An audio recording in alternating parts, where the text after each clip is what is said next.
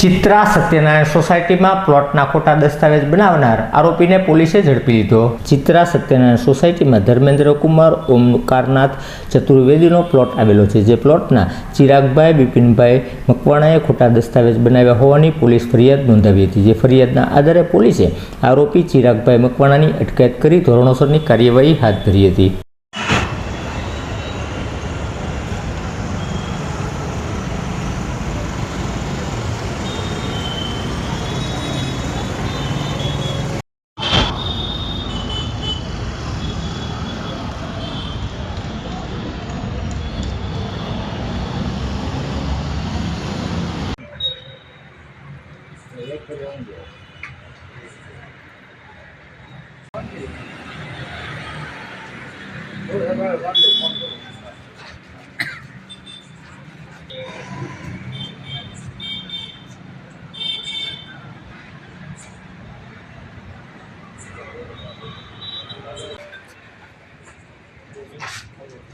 भाई वहाँ लेकर तो लेकर दे दीजिए